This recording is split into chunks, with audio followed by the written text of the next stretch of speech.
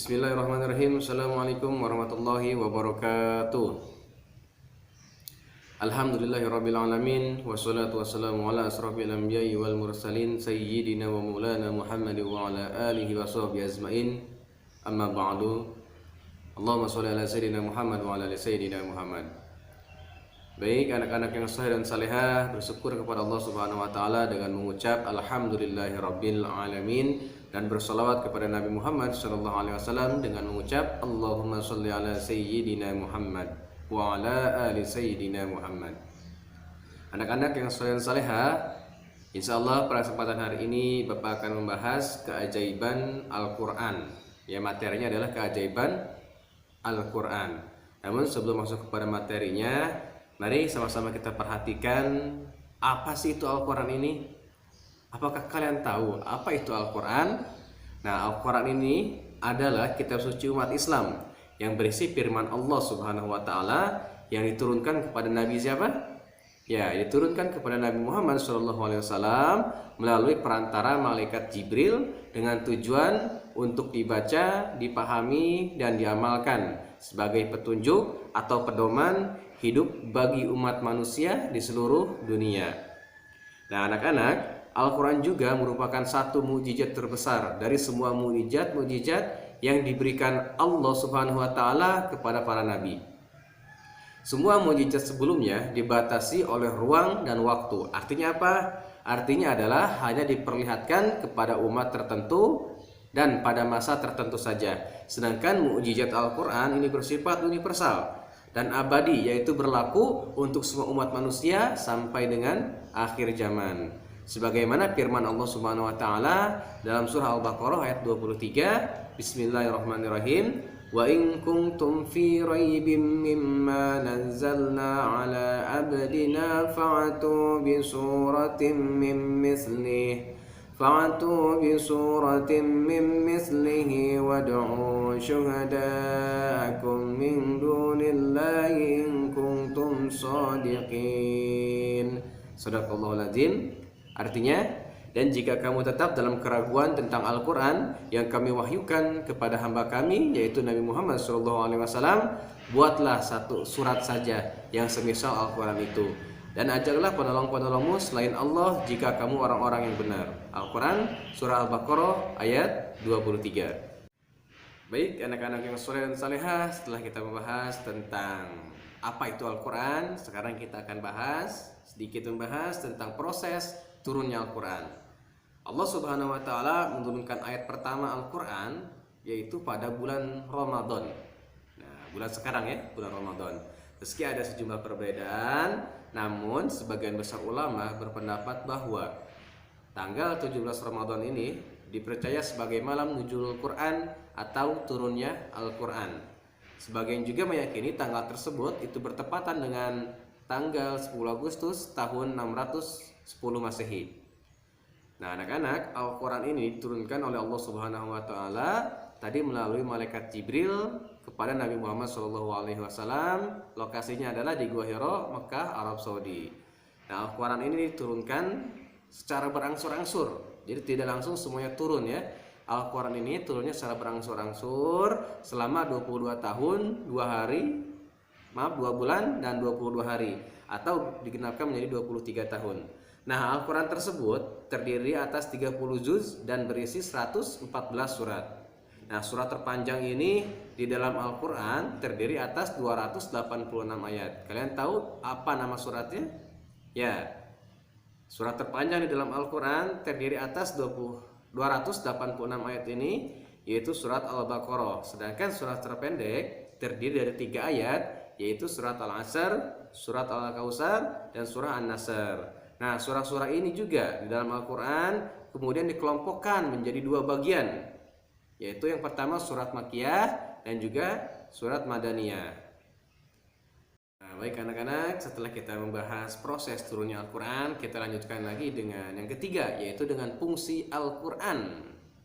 Jadi apa sih fungsi Al-Quran ini?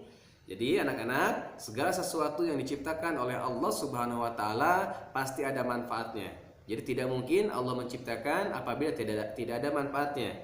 Nah, Al-Quran ini mengandung banyak pokok ajaran sehingga seluruh hidup dan kehidupan ini menjadi teratur dengan adanya mukjizat Al-Quran ini. Jadi oleh karena itu, di dalam Al-Quran terdapat ayat-ayat yang menjelaskan tentang fungsi Al-Quran. Di antaranya adalah sebagai berikut. Perhatikan ya. Yang pertama, fungsi Al-Quran itu adalah petunjuk bagi umat manusia di seluruh dunia. Nah, Al-Quran adalah kitab suci yang diwahyukan Allah kepada Nabi Muhammad SAW sebagai rahmat dan petunjuk bagi manusia yang beriman dan bertakwa dalam hidup dan kehidupannya. Jadi, fungsi Al-Quran yang pertama ini adalah untuk petunjuk bagi umat manusia. Yang kedua, fungsi Al-Quran ini adalah sebagai sumber pokok ajaran Islam. Aku ulangi, yang kedua ini merupakan sumber pokok ajaran agama Islam. Sumber pokok ajaran Islam adalah Al-Quran. Sebab dari Al-Quran adalah diambil segala pokok syariat dan dalil-dalil syar'i yang mencakup seluruh aspek hukum bagi manusia dalam menjalani hidup di dunia ataupun nanti kita di akhirat. Baik, yang terakhir yaitu yang ketiga, fungsi Al-Quran adalah pengajaran bagi manusia. Bapak ulangi, pengajaran bagi manusia. Nah, Al-Quran adalah pengajaran bagi manusia. Karena itu manusia mengetahui jalan yang hak dan yang batil, antara yang benar dan yang salah ataupun dengan yang lainnya. Jadi itulah tiga fungsi Al-Quran yang harus kita ketahui dan kita jalankan agar kita semua selamat di dunia dan di akhirat. Amin ya rabbal alamin. Udah mulai. Baik anak-anak yang soleh dan salehah, kita teruskan lagi yang keempat, yaitu keajaiban Al-Quran. Baik anak-anak yang soleh dan salehah, dari sekian banyak keajaiban dan nama makhluk Allah yang disebutkan dan diabadikan dalam Al-Quran, hanya 3 saja yang akan kita bahas, yaitu yang pertama keajaiban lebah dalam Al-Quran, yang kedua keajaiban semut dalam Al-Quran, yang ketiga keajaiban laba-laba dalam Al-Quran.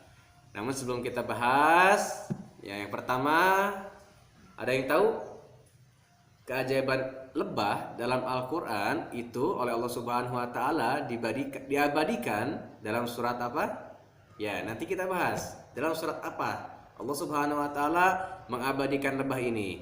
Kemudian yang kedua, Allah Subhanahu wa Ta'ala mengabadikan semut dalam surat apa? Surat yang keberapa dan berapa ayat dalam surat tersebut? Nanti kita akan bahas di video selanjutnya. Kemudian yang ketiga juga sama, keajaiban laba-laba dalam Al-Quran. Nah, Allah Subhanahu wa Ta'ala mengabadikan laba-laba ini dalam surat apa dan berapa banyak jumlah ayat dalam surat tersebut. Nanti kita akan bahas pada video yang akan datang, ya. Nah, yang pertama, baik anak-anak yang saleh dan salehah, silakan disimak. Yang pertama ini adalah keajaiban lebah dalam Al-Quran. Nah, lebah telah diabadikan oleh Allah Subhanahu wa Ta'ala sebagai nama surat ke-16 dalam Al-Quran dengan namanya surah An-Nahl dengan jumlah ayat sebanyak 128. Tak hanya itu, Allah juga telah mewahyukan kepada lebah untuk membuat rumah ataupun sarangnya di bukit, pohon, kayu ataupun tempat lainnya. Nah, dari perut lebah ini anak-anak keluar madu yang menjadi obat bagi manusia. Dalam surah An-Nahl ayat 69 disebutkan bahwa sesungguhnya pada yang demikian itu sungguh terdapat tanda kebesaran Allah bagi orang-orang yang memikirkannya. Nah, baik, untuk selanjutnya silakan simak videonya ya sampai dengan selesai agar pengetahuan kita bertambah. Amin ya rabbal alamin. Silakan simak videonya sampai dengan selesai. Hampir semua orang menyukai madu. Minuman manis dan kental ini mudah ditemukan dan dijual di mana-mana. Kalian pasti sangat berterima kasih kepada pembuat madu ini. Siapa dia? Ya, dia seekor lebah. Hewan mungil hidup berkelompok yang kali ini kita akan pelajari bersama. Terkait berbagai literatur tentang lebah, para ilmuwan telah memperhatikan beberapa hal penting berikut ini. Lebah hidup berkelompok, bahkan ada yang berkelompok sebanyak 50.000 ekor. Setiap kelompok tinggal di sarangnya sendiri dan tidak salah memilih sarang saat mereka kembali. Setiap sarang dipimpin oleh Ratu Lebah. Ini adalah jenis lebah yang terbesar dan semua instruksi dijalankan oleh lebah lain. Ada lebah jantan sekitar 400-500 ekor. Ada juga lebah pekerja, jumlahnya sekitar 15.000 sampai 50.000 ekor. Ketiga jenis lebah ini selalu bekerja sama. Setiap jenis memiliki fungsinya masing-masing. Fungsi ratu adalah induk di sarang.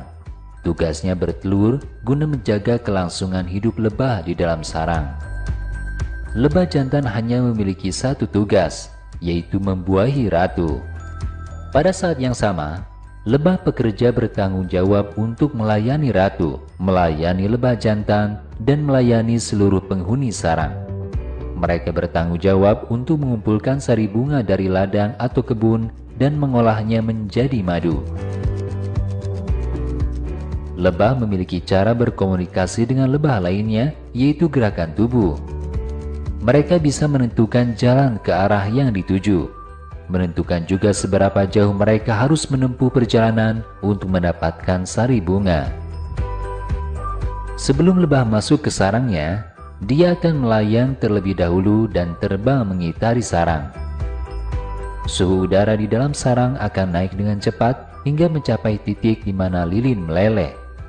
Selain itu, diilhamkan oleh Allah, lebah pekerja membangun sel-sel heksagonal atau persegi 6 di sarang lebah dengan bentuk dan teknik yang sempurna. Renungkan firman Allah Subhanahu wa Ta'ala. Tuhanmu telah mewahyukan kepada lebah, buatlah rumah di atas bukit dan di atas pohon kayu dan apa-apa yang mereka jadikan atap. Quran Surat An-Nahl ayat 68. Ahli entomologi menemukan fakta dan membuktikan keaslian ayat ini. Lebah membangun sarang di celah-celah dan gua di gunung. Lebah jenis lain membangun sarang di lubang pohon. Kemudian manusia membangun sarangnya dari tanah atau kayu untuk mengumpulkan madu. Sejarah telah membuktikan bahwa lebah pertama kali membangun sarang mereka di pegunungan, kemudian di pohon dan sarang buatan. Ilmuwan Maurice M. berkata dalam bukunya Kehidupan Lebah, ada 4 jenis ruangan di dalam sarang. Pertama, sarang ratu. Kedua, sarang jantan. Ketiga, gudang makanan. Keempat, ruangan kecil untuk sarang pekerja dan gudang cadangan. Ruangan kecil ini mencakup 1/5 dari luas sarang. Selain itu, ada ruang-ruang yang menghubungkan satu ruangan dengan ruangan lainnya. Setiap ruangan berbentuk tabung heksagonal dengan fondasi bentuk piramida. Bentuk dan struktur 6 ruangan persegi ini begitu sempurna. Sekalipun semuanya orang jenius berkumpul bersamanya, mereka tidak akan menambahkan apapun untuk menyempurnakannya. Imam Al-Ghazali mengatakan, perhatikanlah lebah, bagaimana Allah beri dia ilham untuk membangun sarang-sarangnya di gunung. Bagaimana ia mampu menghasilkan zat lilin dan madu, yang satu untuk menerangi dan yang satu lagi menjadi obat. Perhatikanlah bagaimana ia menghisap sari bunga, bagaimana ia menjaga dirinya dari kotoran dan najis, dan bagaimana ia patuh kepada pemimpinnya. Perhatikanlah, lebah yang mungil ini mendapat perhatian dari Allah, Maha Suci Allah. Betapa luas kasih sayang dan karunia-Mu. Lebah dalam Al-Quran. Allah Subhanahu wa Ta'ala berfirman, Tuhanmu telah mewahyukan kepada lebah, buatlah rumah di atas bukit dan di atas pohon kayu dan apa-apa yang mereka jadikan atap. Quran Surat An-Nahl ayat 68. Penelitian tentang kerajaan lebah telah menunjukkan bahwa lebah terbang ribuan meter dari sarangnya untuk mencari sari dari bunga. Saat mereka kembali, lebah tidak akan pernah masuk ke sarang lain karena keliru, karena Allah telah melengkapinya dengan indera perasa elektromagnetik, sesuai firman Allah Subhanahu wa Ta'ala. Kemudian makanlah bermacam buah-buahan dan laluilah jalan Tuhanmu dengan mudah. Al-Quran Surat An-Nahl ayat 69. Setelah lebah mengumpulkan sari bunga di perutnya, mereka mengolahnya menjadi madu yang bisa menyembuhkan penyakit. Allah Subhanahu wa Ta'ala berfirman, "Keluar dari dalam perutnya minuman madu yang berlainan warnanya untuk menyembuhkan penyakit manusia." Al-Quran Surat An-Nahl ayat 69. Disebutkan Al-Quran, madu memiliki khasiat untuk menyembuhkan penyakit dan telah dibuktikan secara empiris di berbagai laboratorium. Selain itu, para dokter sangat memperhatikan betul madu ini. Berbagai literatur atau artikel ilmiah yang membahas tentang madu membuktikan hal ini. Terobosan terbaru dalam penelitian madu adalah penemuan zat anhipin dengan fungsi yang unik. Zat-zat ini dapat menghentikan pertumbuhan mikroorganisme dan kemudian membunuhnya. Selama ini banyak ditemukan hal baru dalam komposisi madu. Karenanya, madu menjadi salah satu sumber nutrisi paling istimewa bagi manusia.